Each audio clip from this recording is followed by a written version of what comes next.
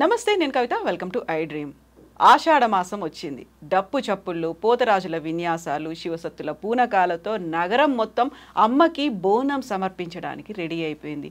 అయితే ఆషాఢ మాసంలో ప్రత్యేకంగా హైదరాబాద్ నగరంలోనే ఆడబిడ్డలు అమ్మకి ఎందుకు బోనం సమర్పిస్తారు? దీని వెనకాలన్నటువంటి శాస్త్రీయత ఏంటి? మనతో పాటుగా ఉన్నారు lower tank bund Katta Maisamma temple ప్రధాన అర్చకులు సాత్విక్ శర్మ గారు. నమస్కారం. నమస్తే అమ్మ.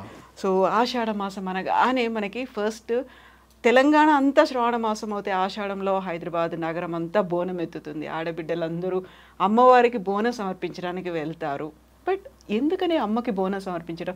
అమ్మ దయ ఉంటే అన్నీ ఉన్నట్టే అనుకుంటాము. ఆ అమ్మకి బోనం సమర్పించడం అనేది దాంట్లో ఉన్నటువంటి ప్రత్యేకత, ప్రాధాన్యత ఏంటి అసలు? శ్రీమాత్రే నమః. సర్వబాధా ప్రశమనం త్రైలోక్యస్యాఖిలేశ్వరి ఏవమేవ త్వయా కార్యం అస్మద్వైరి వినాశనం. జగన్మాత అయినటువంటి యొక్క అమ్మవారు 7 అక్కచెల్లెలుగా విభజింపబడి ఈ యొక్క గ్రామాన్ని కాపాడేటువంటి యొక్క గ్రామ దేవతలుగా విరాజిల్లుతుండేవారు. పూర్వకాలంలో ఈ యొక్క ఆషాఢ మాసము గ్రీష్మ వర్ష ఋతువుల మధ్యలో వస్తుంటుంది. వివిధమైనటువంటి యొక్క రోగాల పాలయ్యేవారు పూర్వకాలంలో. అటువంటి ఒక మహమ్మారుల నుంచి కాపాడుకోవడం కోసమని ఈ యొక్క గ్రామదేవతకి భోగం, బోనాన్ని సంస్కృత నామం భోగం, అటువంటి భోగం సమర్పణ చేస్తుండేవారు.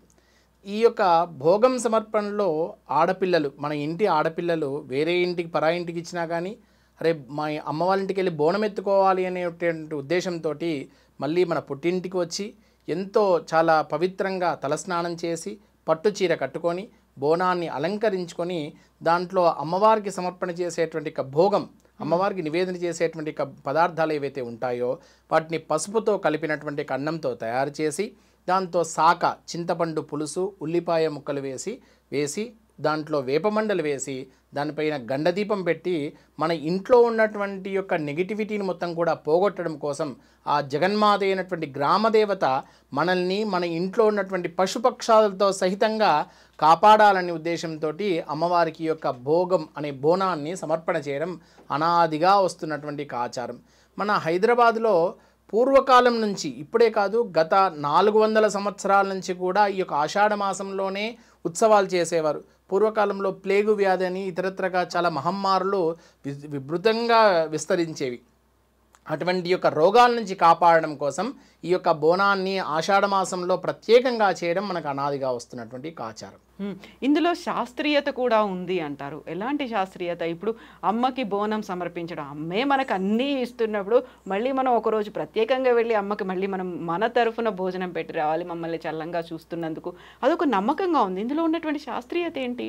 ఇప్పుడు స్మార్తాగమం, శైవాగమం, వైష్ణవాగమం, వైఖానసాగమం, శాక్తేయాగమం. శైవాగమంలో మనందరికీ తెలుసు శివారాధన ఏ విధంగా చేయాలనేది.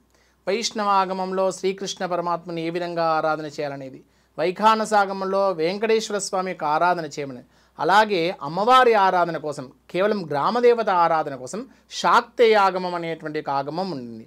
ఆ ఆగమానుసారం అమ్మవారికి ఎవరైతే బోనాన్ని సమర్పిస్తారో ఆవిడైనా అమ్మే కదమ్మా, అమ్మకైనా కానీ ఆకలేస్తుంది కదా. మన పిల్లల్ని కాపాడాలనుకునేటువంటి తల్లికి కడుపు నిండా పెడితేనే కదా మన యొక్క పురజనులందరినీ కూడా కాపాడుతుంది.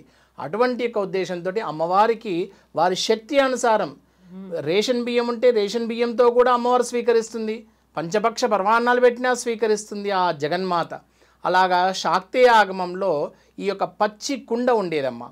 ఆ కుండలో చేసినటువంటి, అంటే కాల్చని కుండ ఉండేది. ఆ కుండలో చేసినటువంటి యొక్క పదార్థాన్ని అమ్మవారికి సమర్పణ చేస్తే చలువ కలిగేదట. అటువంటి అమ్మవారికి చలవ చేసినట్టయితే ఆ ఆటోమేటిక్గా ఆ యొక్క గ్రామాన్నంతా కూడా చాలా చల్లగా చూస్తుందనేటువంటి ఒక ఉద్దేశం ఉండేది. అలాగే కుమ్మరి వాళ్ళతోటి ఆ యొక్క అవి చేయించేసి, అలాగే బలిజ వాళ్ళతోటి డప్పులు కొట్టించి, అలా వివిధ రకాలమైనటువంటి యొక్క పోతరాజులు వాళ్ళందరూ కూడా వారి యొక్క వంశాచారంగా వాళ్ళు పోతరాజులు నృత్యం చేసుకుంటూ అమ్మవారికి చాలా ప్రీతిపాత్రులైనటువంటి వారు ఈ యొక్క పోతరాజులు. వారిని సహోదరులని కూడా చెప్తూ ఉంటారు ఆగమంలో, శాక్తేయ ఆగమంలో. అటువంటి యొక్క పోతరాజుల విన్యాసంతో అందరూ ఊరు వాడ అందరూ చుట్టుపక్కల ఉన్నటువంటి వాళ్ళందరూ కలిస్తే ఒక పాజిటివ్ వైబ్రేషన్ ఉండేదమ్మా. అటువంటి భోగాన్ని అమ్మవారికి సమర్పణ చేయడం వలన మనకున్నటువంటి రుగ్మతలు శరీరంలో మీరు చూడండి, కాళ్ళకి పసుపు రాసుకొని ఒక చక్కటి స్త్రీ మన హైందవ ధర్మం ప్రకారం చక్కటిగా తయారైనటువంటి అమ్మవారిని చూస్తే అబ్బా అమ్మవారిలాగా ఉన్నావమ్మా అంటాం మనం. అంటే ఆటోమేటిక్గా వర్ణన కూడా మనుషుల్ని కూడా భగవంతుడితోటే సమానంగా చూసేటువంటి ధర్మం మన హైందవ ధర్మం. అటువంటి దాని ప్రకారం అలా వెళ్ళి అమ్మవారికి సమర్పణ చేస్తే అమ్మవారి చల్లని దీవెనల వల్ల అటు ప్రకృతి ఇటు మన ఇంట్లో ఉన్నటువంటి గొడ్డు గోద పిల్లలు అందరూ కూడా చల్లగా కాపాడతారు. అమ్మవారి దగ్గర సమర్పణ చేసినటువంటి ప్రసాదాన్ని కనుక మనం తీసుకొచ్చి ఇంట్లో ఉన్న వాళ్ళందరికీ కలిపి భోజనం చేస్తే అమ్మవారి తిన్నటువంటి ప్రసాదం మన శరీరంలో ఉన్నటువంటి రుగ్మతలన్నీ కూడా పారుదోలుతుందని చెప్పేసి మన ప్రగాఢ విశ్వాసం మన తెలంగాణ ప్రాంతంలో ఖచ్చితంగా ఉండిందమ్మా. ఇప్పుడు తెలంగాణ ప్రాంతంలో గురించి మాట్లాడుకుంటే ఆషాఢంలోనే నగరంలో భాగ్యనగరంలో జరుగుతుంది, పాత బస్తీ కావచ్చు, సికింద్రాబాద్ ఏరియాలో, హైదరాబాద్ అంతా జరుగుతుంది. తెలంగాణ మొత్తంలో శ్రావణ మాసంలోనే ఎందుకు జరుగుతుంది అలా? గ్రామ దేవతలు 7 అక్క చెల్లెళ్ళమ్మ. కట్టమైసమ్మ, మహంకాళయమ్మ, నల్లపోచమ్మ, అలాగే ఎల్లమ్మ. వీళ్ళ 7 అక్క చెల్లెల్లో ప్రధానంగా చేసేటువంటి దేవతలుగా 7 అక్క చెల్లెలుగా చేసి వారిని ఆషాఢ మాసంలోనూ మరియు ఉప్పలమ్మ, శీతలమ్మ, బాలమ్మ వీరందరికీ కూడా శ్రావణ మాసంలో చేయడము అనాదిగా వస్తున్నటువంటి ఆచారము. అలాగే ఆగమంలో కూడా చెప్పబడిందమ్మా.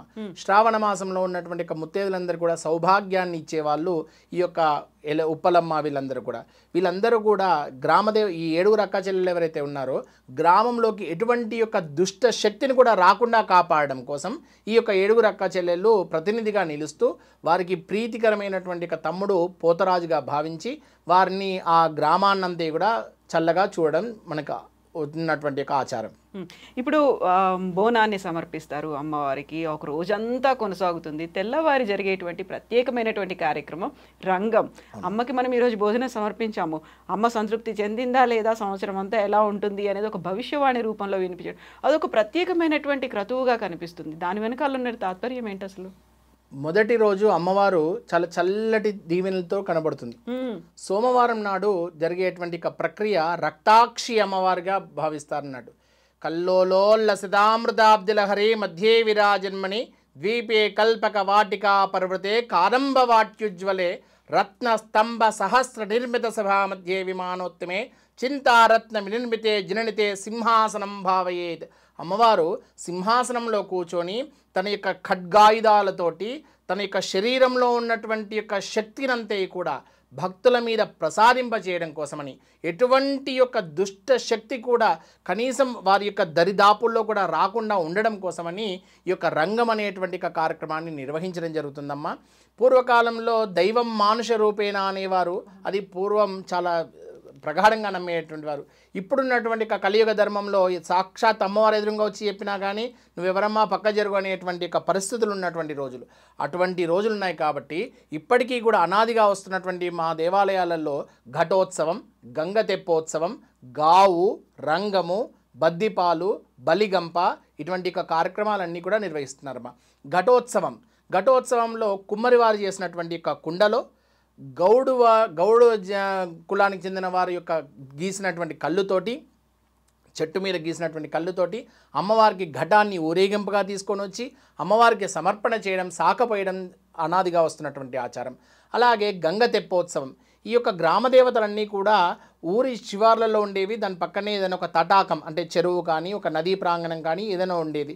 అటువంటి నీటిలో ఉన్నటువంటి భాగంలో ఉన్నటువంటి గంగాదేవి కూడా ఎటువంటి ఉధృతంగా ఆ గ్రామంలో ఎటువంటి ఇబ్బంది కలగ చేయొద్దని గంగ తెప్పను దేవాలయం నుంచి ఊరేగింపుగా తీసుకెళ్ళి అమ్మవారికి సమర్పణ చేయడం జరుగుతుంది.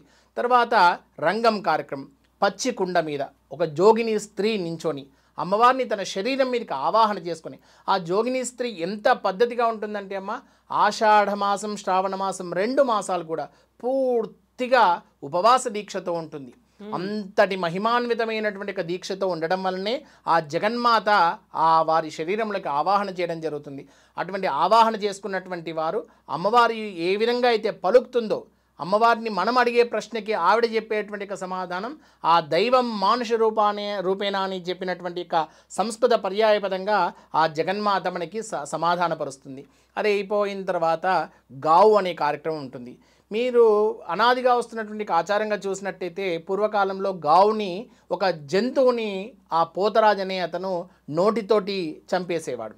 ఇప్పుడుగా ఉన్నటువంటి నవీనమైనటువంటి పద్ధతుల్లో ఇప్పుడున్నటువంటి యొక్క ప్రతిబంధకాలలో అది చాలా కష్టంగా ఉంది. కాబట్టి ఆ గావు అనేటువంటి కార్యక్రమాన్ని దానికి పర్యాయపదంగా వేరే పదార్థాన్ని కొరికి ఆ గావు కార్యక్రమం చేయడం జరుగుతుంది. బద్దిపాలు అనేటువంటి ఒక కార్యక్రమాన్ని కొన్ని అనాదిగా దేవాలయాలు చేస్తున్నారమ్మా.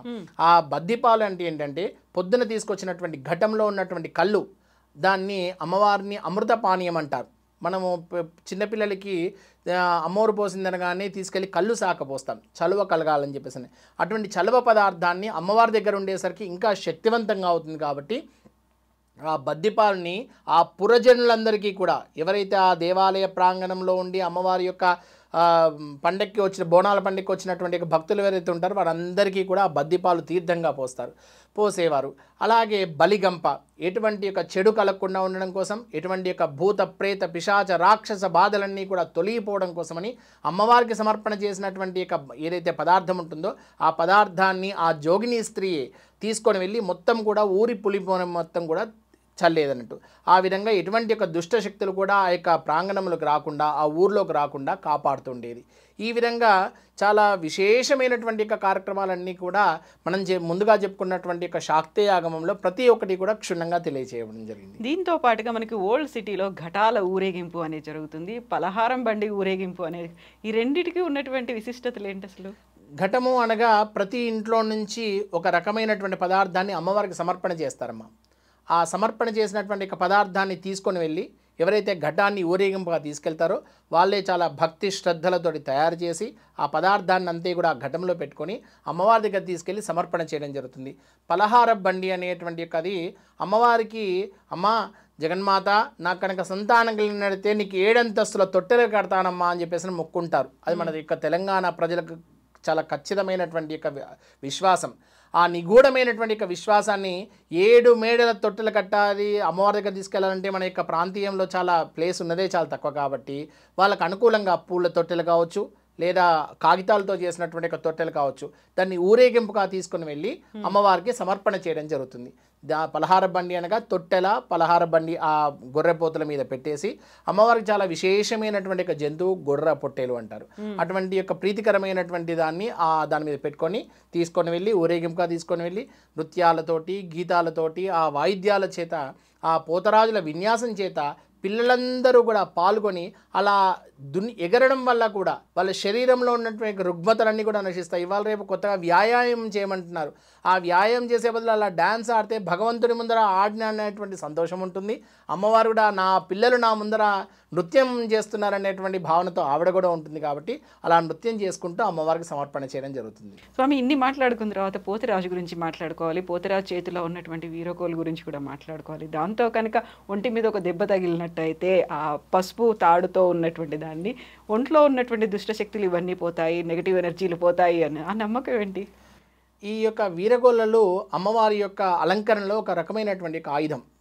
మనం ఎలా అయితే త్రిశూలము, ఖడ్గము, పాశము ఎలా అయితే ఉంటుందో ఈ వీరగోళ కూడా ఈ గ్రామదేవతగా ఉండేటువంటి యొక్క ఆభరణాలలో అదొక రకమైనటువంటి ఆయుధం, అమ్మవారి ఆభరణం. అటువంటి ఆభరణాన్ని ఎప్పుడైతే ఈ యొక్క పోతరాజు వేషం వేసుకున్న వారు ఎవరైతే ఉంటారో అమ్మవారిని, వారు కూడా పోతరాజు వాళ్ళు కూడా పొద్దున్న నుంచి ఉపవాసం ఉండి పచ్చి మంచినీళ్ళు కూడా ముట్టుకోకుండా అమ్మవారి యొక్క సేవల్ని కైంకర్యం అవుతూ ఆ వీరగోల్ని తీసుకున్న తర్వాత అమ్మవారికి ఇష్టమైనటువంటి నృత్యాన్ని ఆడుతూ ఎవరి మీదైతే ఆ వీరగోళ ఎవరికైతే తగులుతుందో శరీరంలో ఇప్పుడు వస్తున్నటువంటి యొక్క చెడు ప్రయోగాలన్నింటినీ కూడా నశింపజేస్తుంది ఆ జగన్మాత అని చెప్పేసి. ఆ పసుపు మనందరికీ కూడా తెలుసు, దానికి ఎన్నో రకాలైనటువంటి యొక్క ఎనర్జీ లెవెల్స్ ఉన్నాయని. అటువంటి పసుపుతో రాసినటువంటి యొక్క వీరగోళను ఎవరి మీదైతే తగులుతుందో వారికి శరీరంలో ఉన్నటువంటి చెడు గాలి, ధూళి, మిగతా ప్రయోగాలన్నీ కూడా తొలిగిపోతాయని చెప్పేసి అటు భక్తుల విశ్వాసం, అది అమ్మవారి యొక్క అనుగ్రహం కూడా. థ్యాంక్ యూ సో మచ్ స్వామి, ధన్యవాదాలు. మీకు కూడా బోనాల శుభాకాంక్షలు. ధన్యవాదాలమ్మా. Thank you.